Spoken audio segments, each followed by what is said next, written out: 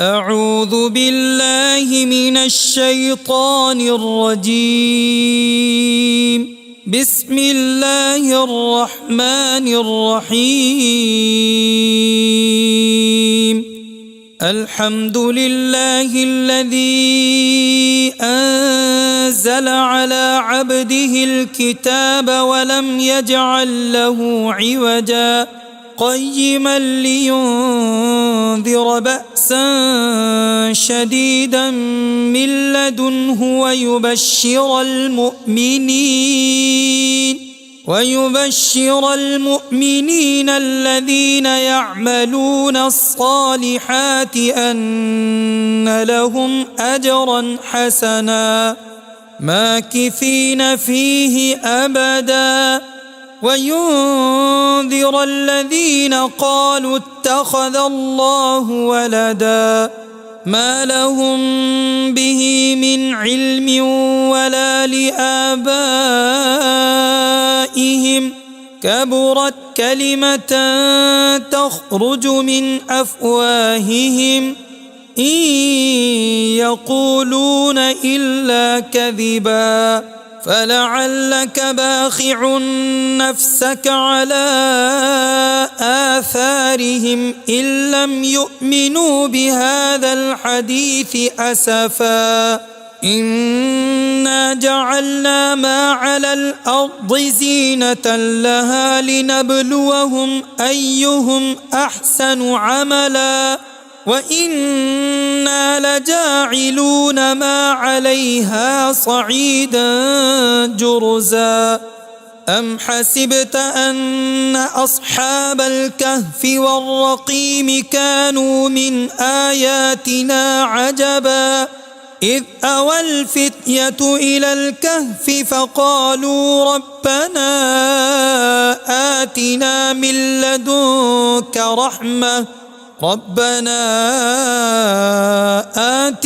من لدنك رحمة وهيئ لنا من أمرنا رشدا فضربنا على آذانهم في الكهف سنين عددا ثم بعثناهم لنعلم أي الحزبين أحصى لما لبثوا أمدا نحن نقص عليك نبأهم بالحق إنهم فتية آمنوا بربهم وزدناهم هدى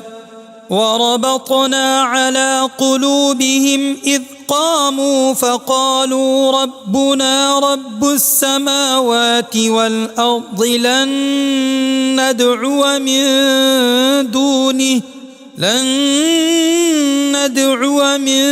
دونه إلها لقد قلنا إذا شططا هؤلاء قومنا اتخذوا من دونه آلهة لولا يأتون عليهم بسلطان بين فمن أظلم ممن افترى على الله كذبا وإذ اعتزلتموهم وما يعبدون إلا الله فأووا إلى الكهف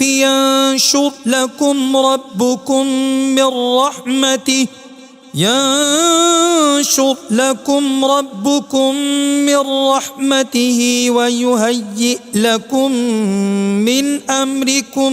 مرفقا وترى الشمس إذا طلعت تزاور عن كهفهم ذات اليمين وإذا غربت تقرضهم ذات الشمال وهم في فجوة منه ذلك من آيات الله من يهد الله فهو المهتد ومن يضلل فلن تجد له وليا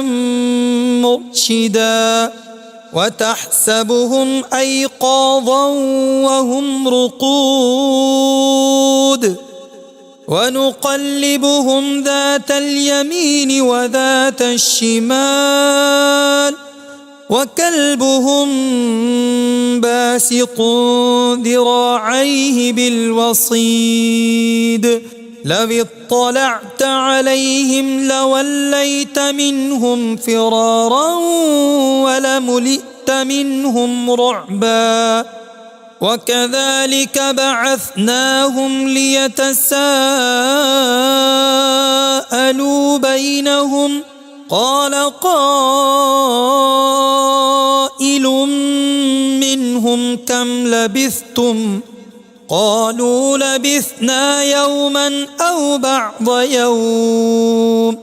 قالوا ربكم أعلم بما لبثتم فابعثوا أحدكم بورقكم هذه إلى المدينة فلينظر أيها أزكى طعاما فليأتكم برزق منه وليتلطف ولا يشعرن بكم أحدا إنهم إن يظهروا عليكم يرجموكم أو يعيدوكم في ملتهم ولن تفلحوا إذن أبدا وكذلك أعثرنا عليهم ليعلموا أن وعد الله حق وأن الساعة لا ريب فيها إذ يتنازعون بينهم أمرهم فقالوا ابنوا عليهم بنيانا ربهم أعلم بهم قال الذين غلبوا على أمرهم لنتخذن عليهم مسجدا سيقولون ثلاثة رابعهم كلبهم ويقولون خمسة سادسهم كلبهم رجما بالغيب ويقولون سبعة وثامنهم كلبهم قل ربي أعلم بعدتهم ما يعلمهم إلا قليل فلا تمار فيهم إلا مراء ظاهرا ولا تستفت فيهم منهم أحدا ولا تقولن لشيء إني فاعل ذلك غدا إلا أن يشاء الله واذكر ربك إذا نسيت وقل عسى أن يهديني ربي لأقرب من هذا رشدا ولبثوا في كهفهم 300 سنين وازدادوا 9 قل الله أعلم بما لبثوا له غيب السماوات والأرض أبصر به وأسمع ما لهم من دونه من ولي ولا يشرك في حكمه أحدا واتل ما أوحي إليك من كتاب ربك لا مبدل لكلماته ولن تجد من دونه ملتحدا واصبر نفسك مع الذين يدعون ربهم بالغداة والعشي يريدون وجهه ولا تعد عيناك عنهم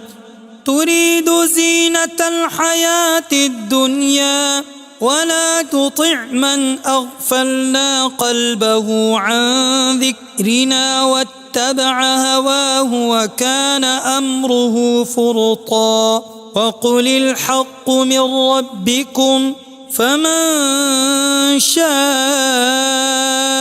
فليؤمن ومن شاء فليكفر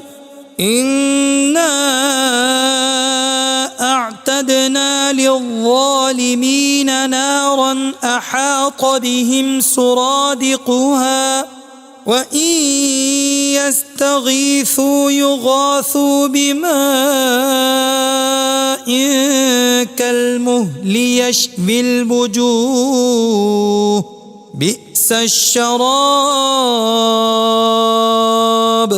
بئس الشراب وساءت مرتفقا إن الذين آمنوا وعملوا الصالحات إنا لا نضيع أجر من أحسن عملا أولئك لهم جنات عدن تجري من تحتهم الأنهار يحلون فيها من أساور من ذهب ويلبسون ثيابا خضرا من سندس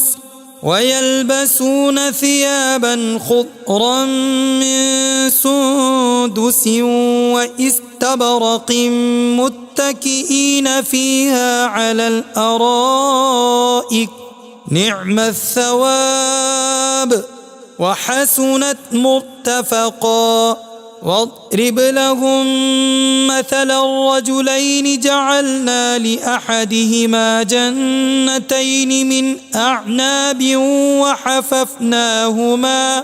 وحففناهما بنخل وجعلنا بينهما زرعا كلتا الجنتين آتت أكلها ولم تظلم منه شيئا وفجرنا خلالهما نهرا وكان له ثمر فقال لصاحبه وهو يحاوره أنا أكثر منك مالا وأعز نفرا ودخل جنته وهو ظالم لنفسه قال ما أظن أن تبيد هذه أبدا وما أظن الساعة قائمة ولئن رددت إلى ربي لأجدن خيرا منها منقلبا قال له صاحبه وهو يحاوره أكفرت بالذي خلقك من تراب ثم من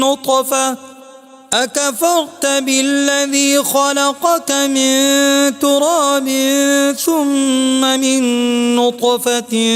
ثم سواك رجلا لكن هو الله ربي ولا أشرك بربي أحدا ولولا إذ دخلت جنتك قلت ما شاء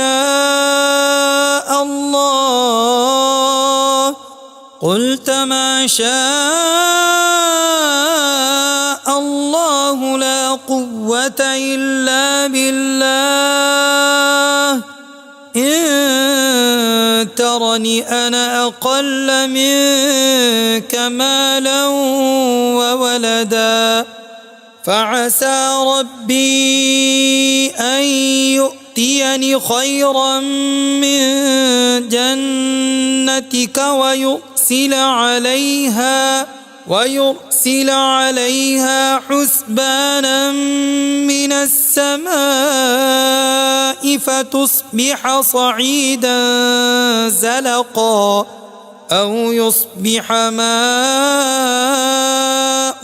غورا فلن تستطيع له طلبا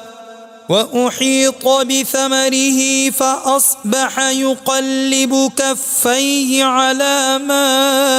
أنفق فيها وهي خاوية على عروشها ويقول يا ليتني لم أشرك بربي أحدا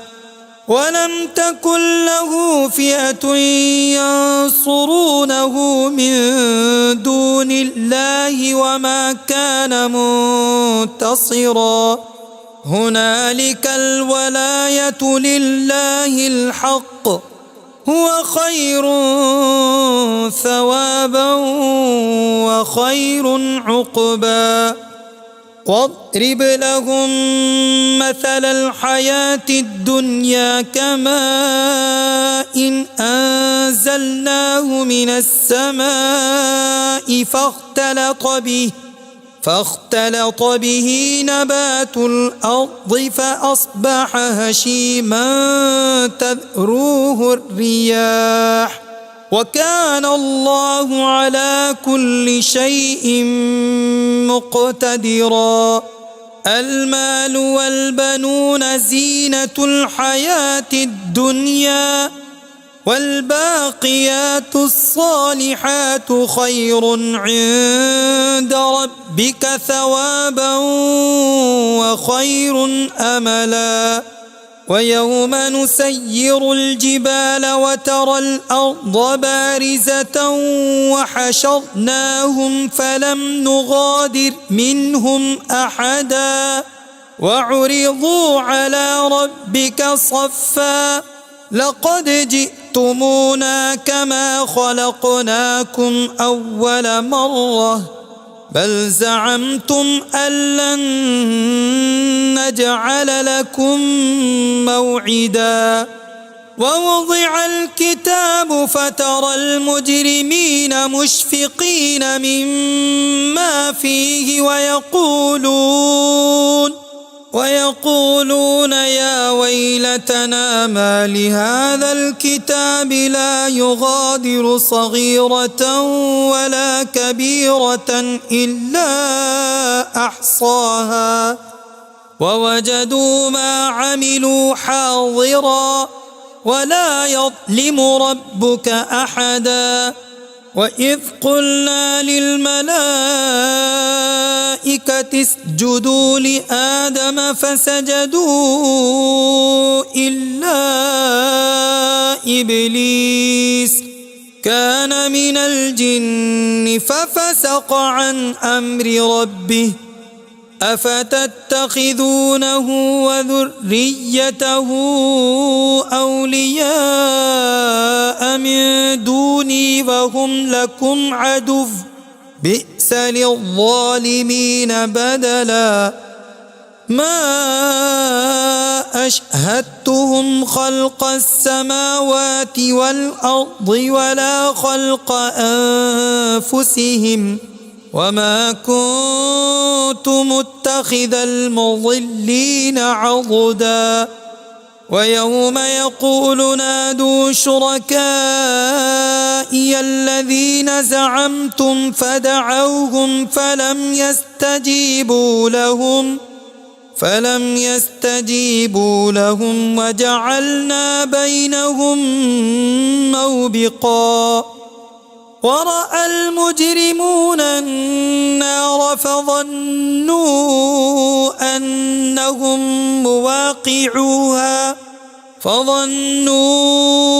أنهم مواقعوها ولم يجدوا عنها مصرفا ولقد صرفنا في هذا القرآن للناس من كل مثل وكان الإنسان أكثر شيء جدلا وما منع الناس أن يؤمنوا إذ جاءهم الهدى ويستغفروا ربهم إلا أن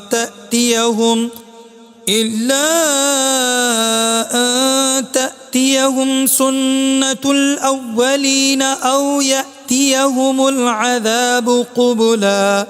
وما نرسل المرسلين إلا مبشرين ومنذرين ويجادل الذين كفروا بالباطل ليدحضوا به الحق واتخذوا آياتي وما أنذروا هزوا ومن أظلم ممن ذكر بآيات ربه فأعرض عنها ونسي ما قدمت يداه إنا جعلنا على قلوبهم أكنة أن يفقهوه وفي آذانهم وقرا وإن تدعهم إلى الهدى فلن يهتدوا إذا أبدا وربك الغفور ذو الرحمة لو يؤاخذهم بما كسبوا لعجل لهم العذاب بل لهم موعد لن يجدوا من دونه موئلا وتلك القرى أهلكناهم لما ظلموا وجعلنا لمهلكهم موعدا وإذ قال موسى لفتاه لا أبرح حتى أبلغ مجمع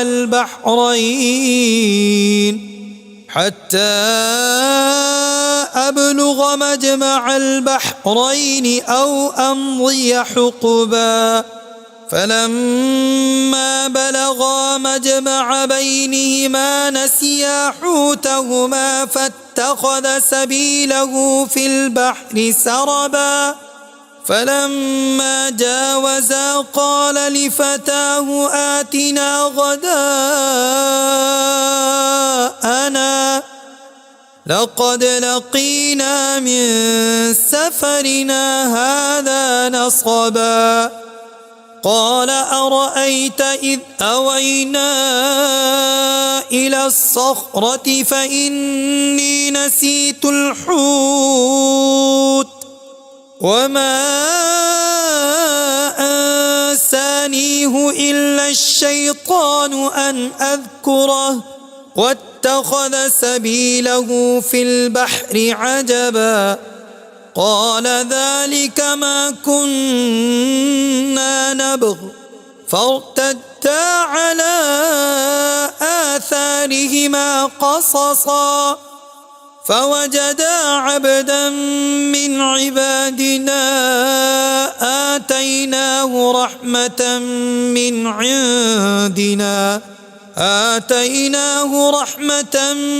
عندنا وعلمناه من لدنا علما قال له موسى هل أتبعك على أن تعلمني مما علمت رشدا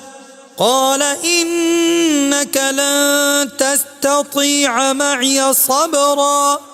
وكيف تصبر على ما لم تحط به خبرا قال ستجدني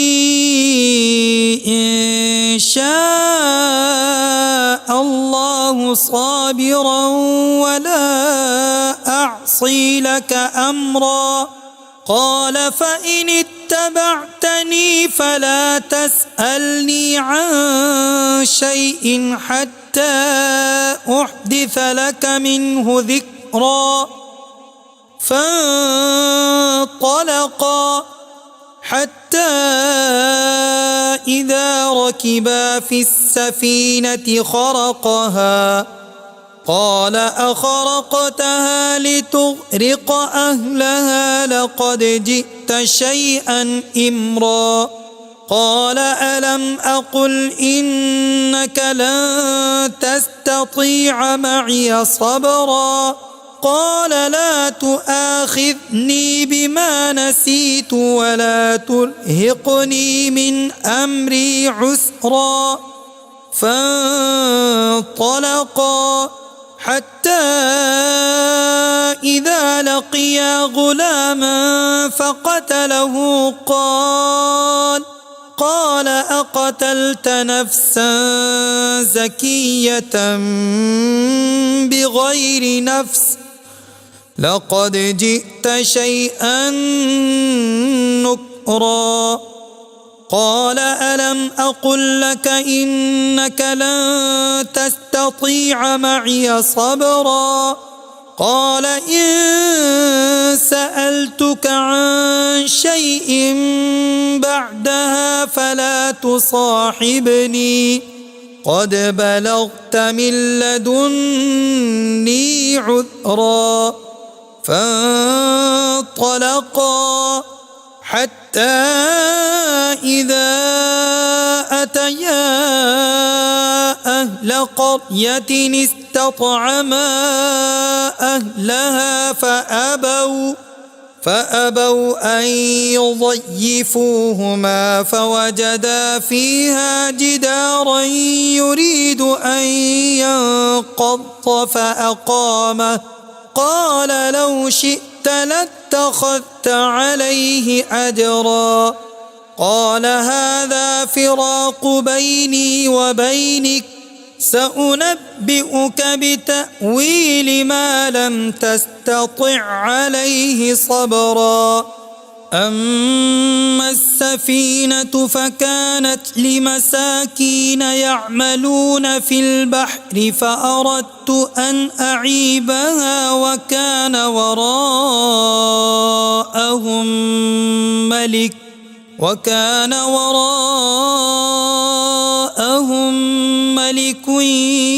يأخذ كل سفينة غصبا وأما الغلام فكان أبواه مؤمنين فخشينا أن يرهقهما طغيانا وكفرا فأردنا أن يبدلهما ربهما خيرا منه زكاة وأقرب رحما وأما الجدار فكان لغلامين يتيمين في المدينة وكان تحته كنز لهما وكان أبوهما صالحا فأراد ربك أن يبلغا أشدهما ويستخرجا كنزهما رحمة من ربك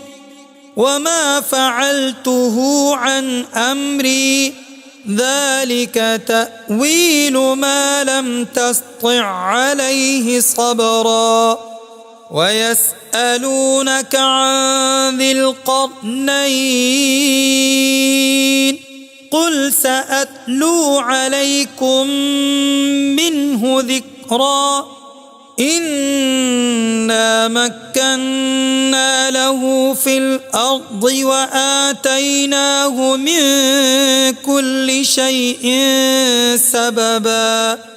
فأتبع سببا حتى إذا بلغ مغرب الشمس وجدها تغرب في عين حمئة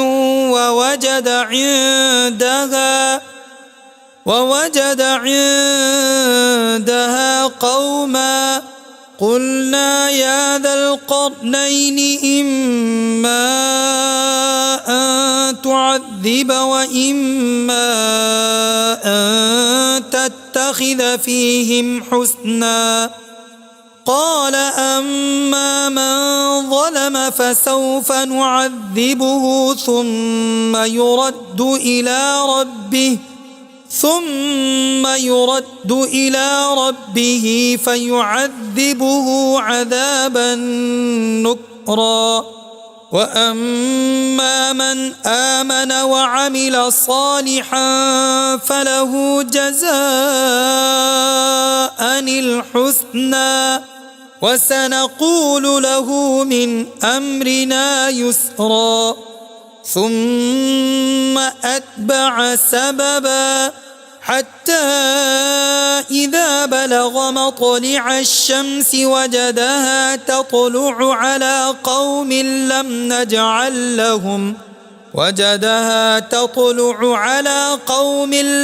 نجعل لهم من دونها سترا كذلك وقد أحطنا بما لديه خبرا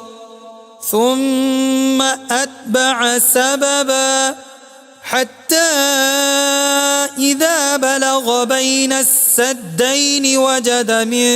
دونهما قوما لا يكادون يفقهون قولا قالوا يا ذا القرنين إن يأجوج ومأجوج مفسدون في الأرض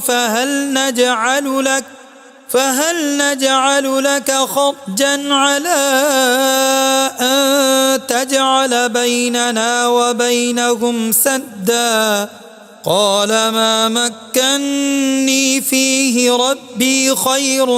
فأعينوني بقوة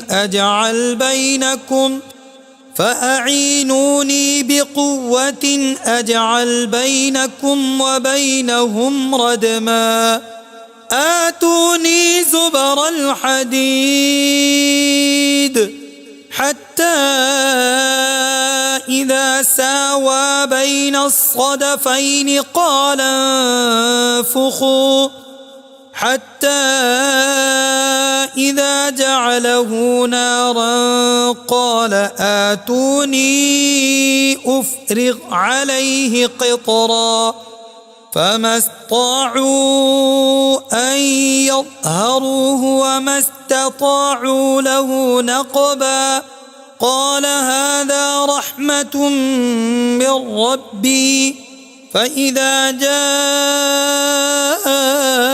وعد ربي جعله دكا وكان وعد ربي حقا وتركنا بعضهم يومئذ يموج في بعض ونفخ في الصور فجمعناهم جمعا وعرضنا جهنم يومئذ للكافرين عرضا الذين كانت أعينهم في غطاء عن ذكري وكانوا لا يستطيعون سمعا أفحسب الذين كفروا أن يتخذوا عبادي من دوني أولياء إنا أعتدنا جهنم للكافرين نزلا قل هل ننبئكم بالأخسرين أعمالا الذين ضل سعيهم في الحياة الدنيا وهم يحسبون أنهم يحسنون صنعا أولئك الذين كفروا بآيات ربهم ولقائه فحبطت أعمالهم فلا نقيم لهم يوم القيامة وزنا ذلك جزاؤهم جهنم بما كفروا واتخذوا آياتي ورسلي هزوا إن الذين آمنوا وعملوا الصالحات كانت لهم جنات الفردوس نزلا خالدين فيها لا يبغون عنها حولا قل لو كان البحر مدادا لكلمات ربي لنفد البحر قبل أن تنفد كلمات ربي ولو جئنا بمثله مددا قل إنما أنا بشر مثلكم يوحى إلي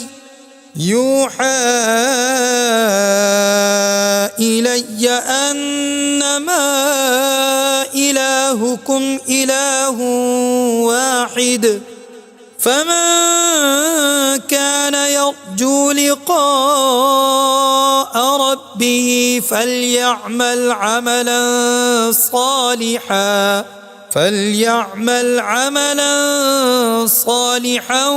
ولا يشرك بعبادة ربه أحدا صدق الله العظيم.